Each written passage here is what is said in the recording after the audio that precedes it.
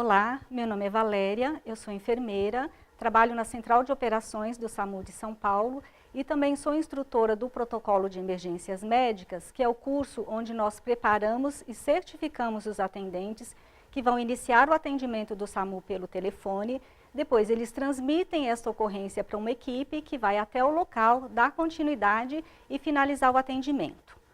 Hoje o objetivo é apresentar a estrutura física e o funcionamento da Central de Operações, identificar os profissionais que atuam nesta central e as suas funções básicas, além de demonstrar o sistema operacional e o processamento completo de uma chamada através do protocolo que foi adquirido pelo SAMU de São Paulo.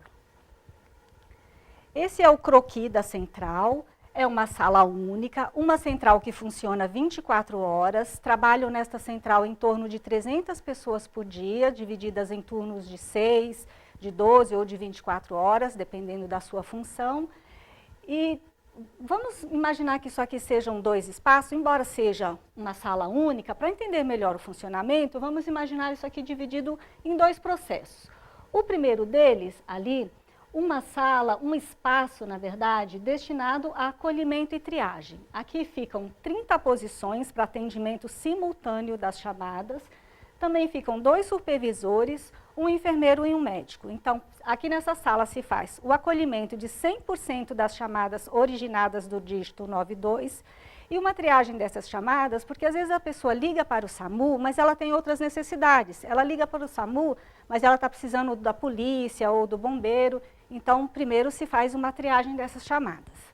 Aí, passando aqui para esse outro espaço, temos um espaço maior, com 30 posições. Aqui ficam médicos reguladores, enfermeiros, apoio logístico, radiooperador, divididos em 5 regiões, leste, sudeste, sul, centro-oeste e norte. Também ficam 4 posições ocupadas pelos coordenadores da central, os coordenadores médicos e os coordenadores de enfermagem.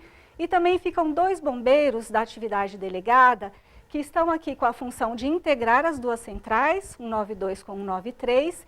Eles também são responsáveis pelos bombeiros que prestam serviço, são alguns bombeiros que trabalham nas ambulâncias e nas motos do SAMU. E eles também conseguem eliminar a duplicidade de algumas chamadas que eventualmente entrem para as duas centrais. Aí, voltando lá para as 5 regiões, então nós temos 5 pessoas por região. Uma delas é o médico regulador, então fica um médico regulador por região. A função dele é avaliar e reclassificar 100% das ocorrências geradas, além de acompanhar as ocorrências que ainda aguardam para ser atendidas, ou seja, aquelas ocorrências em que a gente não conseguiu mandar uma ambulância imediatamente, elas ficam aguardando uma disponibilidade de uma ambulância, enquanto elas aguardam, o médico regulador fica responsável por essas ocorrências.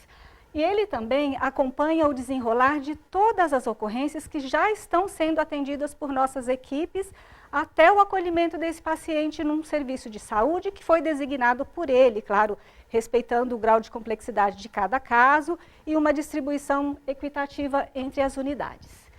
Fica também um enfermeiro por região. Esse enfermeiro promove o remanejamento das equipes, se houver necessidades, com a finalidade de manter o maior número possível de ambulâncias operando. Ele também consegue monitorar todo o atendimento de uma equipe, desde a hora que a equipe sai para fazer um atendimento, até a hora que ele deixa o paciente no hospital, que é quando ele já vai estar disponível para um novo atendimento, o enfermeiro consegue acompanhar o passo a passo dessa equipe. Ele faz isso através do AVL, né, o sistema que ele tem, que é de localização de viaturas, pode ser por rádio ou pode ser por telefone. E ele também consegue intervir em algumas situações, por exemplo, como se a ambulância, como por exemplo, se o hospital precisar reter uma das macas do SAMU. Isso é até comum. Pode ser que durante o atendimento, a equipe deixe o paciente e a maca lá.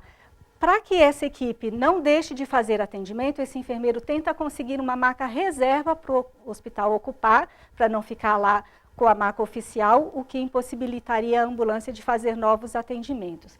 E ele também intervém em outras situações, como se a equipe precisar sair do serviço por algum motivo, para uma pausa para refeição, para higienização da ambulância, ou para outras pendências administrativas. Ficam também nesta região 2 operadores, são 2 por região. Ele está lá para transmitir todas as ocorrências para as equipes. Eles também orientam e ajudam a equipe a decidir pela melhor rota para chegar no local da ocorrência. E eles também são responsáveis por fazer alguns acionamentos conforme a necessidade da equipe. Pode ser que a equipe chegue no local e ela veja que ela não consegue fazer aquele atendimento sozinha, ela precisa de apoio, pode ser de uma outra equipe, ou apoio da polícia, apoio do bombeiro. Então, quem faz esses acionamentos é o radiooperador. Essas são as fotos da central, desses 2 espaços que eu mostrei para vocês. E tem também uma outra sala que não fica no mesmo andar, ocupa uma sala no andar acima, que é uma sala destinada à melhoria de qualidade. Nesta sala ficam os monitores, que são revisores de qualidade, e eles estão lá para avaliar e revisar 3% das chamadas que entram para a gente, né? Ele faz isso de forma aleatória. Então, ele pontua também essas chamadas, aí ele aponta, corrige conformidades e inconformidades, aplica feedback. Então, ele chama esse atendente lá, mostra para ele como foi que ele fez o atendimento, mostra o que ele fez de certo, mas também mostra o que ele fez de errado, o que ele precisa melhorar, o que ele precisa corrigir. E ele também ele também fornece feedback para os supervisores também irem corrigindo algumas situações para a gente melhorar o nosso atendimento cada vez mais. Agora nós vamos começar a falar sobre o protocolo mesmo. E aqui eu tenho 2 formas de apresentação desse protocolo. A forma física, que é usada para treinamento, para estudos e como backup em caso de queda de sistema. Então, ele é uma forma bem detalhada. E temos também como ele está no sistema, no software, que essa sim é uma forma bem mais dinâmica. Tem também uma outra forma de apresentação, que é também uma forma física, que é esse daqui, que é utilizado pelas equipes de ambulância. É um protocolo físico, mas de forma resumida, que as equipes usam para quando eles vão sair para atendimento, é aqui que eles consultam o que eles estão saindo para atender. Aqui são os níveis de resposta proposto pelo protocolo. Então, o protocolo propõe prioridade de eco a ômega, sendo que o eco é a mais grave delas, e o ômega não tem gravidade, não precisa de uma ambulância, o médico regulador consegue resolver por telefone com uma orientação. Aí, pensando num número de mais ou menos 1.200 ocorrências por dia, que é o que a gente mais ou menos abre, chegamos nesses percentuais. A resposta para atendimento dessas prioridades, ela pode ser urgente ou não urgente, ou seja, ela pode ser atendida agora, ela precisa ser atendida agora, ou ela pode aguardar, e sempre vai ser atendida por um suporte avançado ou por um suporte básico. Lembrando que essas respostas também podem ser alteradas a qualquer momento pelo médico regulador. O protocolo propõe dessa forma, mas o médico regulador, se ele achar necessário, ele pode alterar essas respostas. Aqui começamos então a abrir o protocolo, começamos pelo protocolo de entrada. É um protocolo, na verdade, onde a gente faz uma avaliação inicial do que eu vou atender. Então, seja qual for a ocorrência que eu precisar abrir, essas 6 perguntas precisam ser feitas. Então, é um método padronizado, onde eu faço as 6 perguntas que eu preciso saber para abrir depois qualquer ocorrência, mas ele também me dá mecanismos para que eu faça um despacho imediato, ou seja, dependendo da situação, se for uma ocorrência muito grave, se a pessoa, na terceira pergunta, por exemplo, veja, aqui nós temos 6 perguntas, mas na terceira pergunta, onde eu já fico sabendo o que está acontecendo no local, e se a pessoa me disser que o paciente absolutamente não respira, ou se for um caso de enforcamento, ou uma pessoa que está embaixo d'água, eu não faço todas as perguntas, porque as perguntas a seguir está relacionado com o nível de consciência e de respiração. Então, eu já sei que ela já me disse que a pessoa não respira, e a pessoa que está numa situação de enforcamento ou embaixo d'água, ela não vai estar respirando nem consciente. Então, nós não fazemos todas as perguntas. Depois que eu já tenho o endereço, a gente já envia uma ambulância. Se não for essas situações, aí sim nós fazemos as 6 perguntas. Aí, feitas as 6 perguntas do protocolo de entrada, o sistema vai me levar para uma das 33 queixas principais, que são os protocolos que nós atendemos. Então, são 33 protocolos de queixa principal. Chegando no protocolo de queixa principal, eu estou usando aqui o 12 como exemplo. Chegando lá, eu vou verificar quais são as perguntas necessárias a serem feitas. Lembrando que aqui eu estou mostrando para vocês essas fotos do protocolo físico. Então, como a gente utiliza para treinamento, ele é bem detalhado, ele me mostra todas as perguntas. Então, o atendente é que vai verificar quais são as necessárias e quais são as possíveis de serem feitas. Se ele estiver usando o software, que é o que ele usa no dia a dia, não aparecem todas as perguntas. No software, as perguntas vão aparecendo conforme a necessidade, conforme a resposta que ele recebeu da pergunta anterior. Então, aqui, faço todas as perguntas necessárias para a situação específica, e aí ele consegue me determinar um código para um despacho. Aqui, dependendo da resposta que eu recebi, um código vai ser formado. Esse código também foi determinado pelo SAMU, pelos médicos do SAMU, né? Eu não disse antes, mas esse é um protocolo americano, mas quando ele chegou para o SAMU, uma equipe médica foi formada, né? Uma comissão fez toda a revisão desse protocolo e adequou às nossas necessidades e à nossa realidade. Ele é utilizado no mundo inteiro, até em vários países do mundo. Aqui no Brasil, só o SAMU de São Paulo e uma empresa de Minas Gerais que utiliza. Então, depois que eu tiver um código de despacho, eu já consigo enviar uma ambulância. Eu já teria enviado lá no protocolo de entrada se fosse uma situação de urgência, se o paciente não estivesse respirando, enforcado, embaixo d'água, mas se não for esses casos, é nesse momento que eu vou mandar uma ambulância. É aqui que a gente consegue determinar um código para mandar uma equipe no local. Depois de mandada a ambulância, algumas instruções precisam ser dadas para a pessoa que está ao telefone. São instruções que garantem a segurança do local, ajudam a melhorar as condições do paciente até a chegada da equipe, e essas instruções também direcionam o atendente a notificar outras agências. Pode ser que enquanto ele estiver atendendo a ligação, ele perceba que há necessidade de notificar outras agências, pode ser que tenham pessoas presas em ferragens, então ele já notifica o bombeiro, pode ser que tenha um desabamento de estruturas, aí ele já aciona a defesa civil, então é aqui que ele mesmo já faz esse acionamento de outras equipes que também precisam estar envolvidas nesse atendimento. Aí chegamos no protocolo de saída, que são as instruções para fechamento de uma chamada. Nesse protocolo de saída também, ele consegue fazer uma desconexão de rotina, uma desconexão de urgência, ou até permanecer na linha se o paciente estiver instável. E é aqui também que ele vai encontrar algumas orientações que ele precise dar para o paciente antes da equipe chegar, como, por exemplo, um controle de sangramento. É neste protocolo que ele vai ler as orientações e passar para a pessoa que está do outro lado da linha. Chegamos nas instruções de pré-chegada, que essa talvez seja o grande diferencial desse protocolo. Essas instruções são aquelas que permitem que o paciente fique numa melhor condição para a equipe chegar e continuar o atendimento.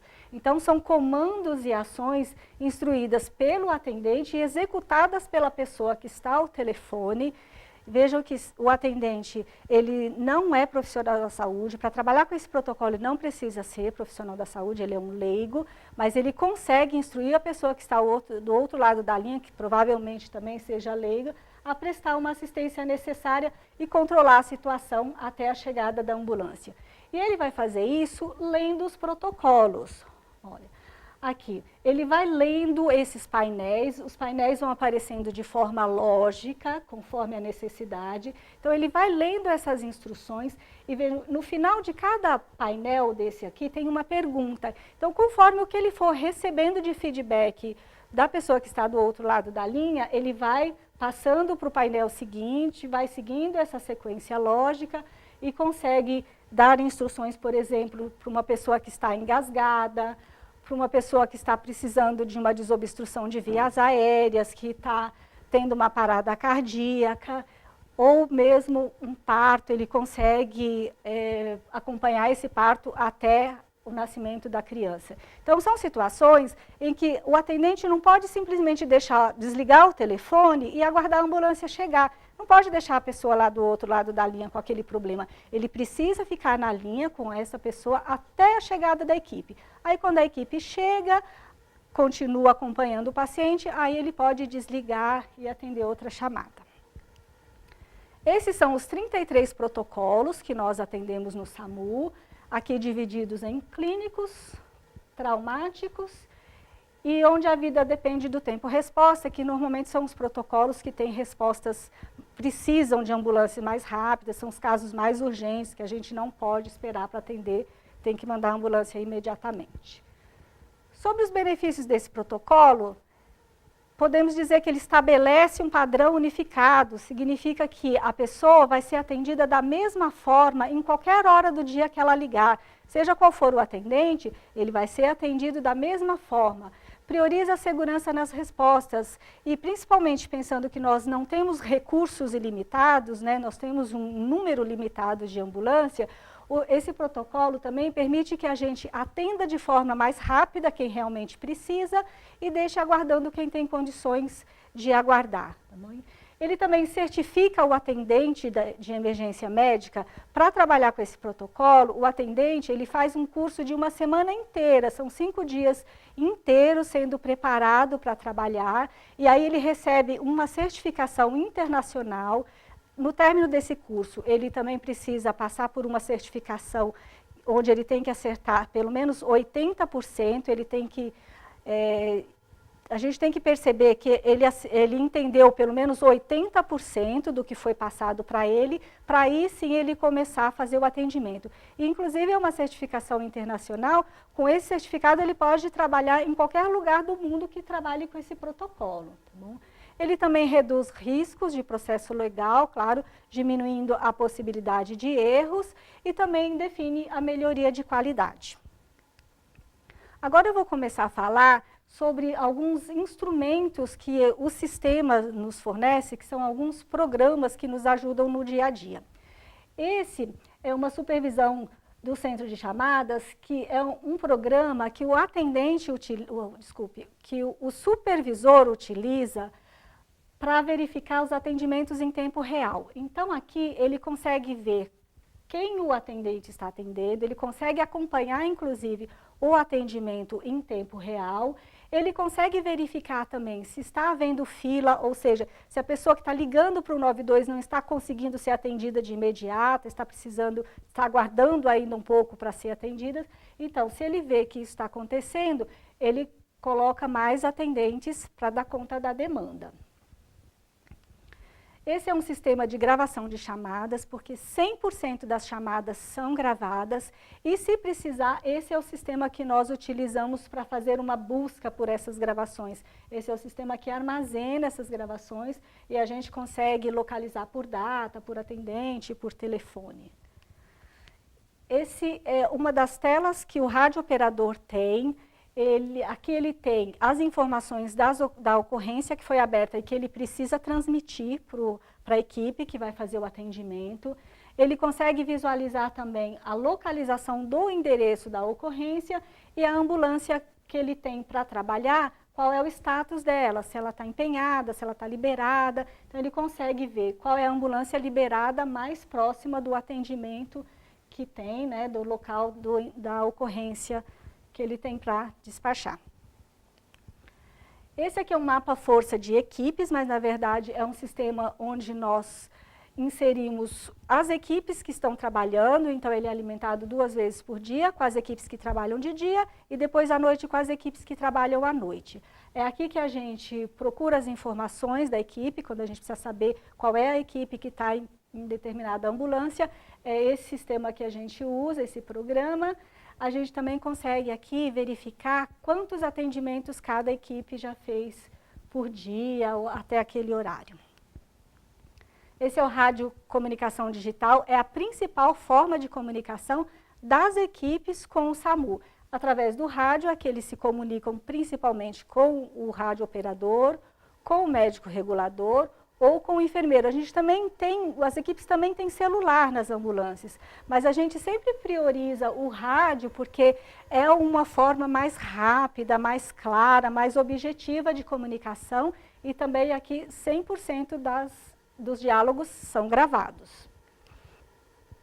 E esse é um sistema que permite que a gente puxe relatórios necessários e onde também a gente consegue procurar ocorrências que já foram fechadas. A gente também utiliza esse sistema para localizar ocorrências que já foram atendidas, que já foram finalizadas.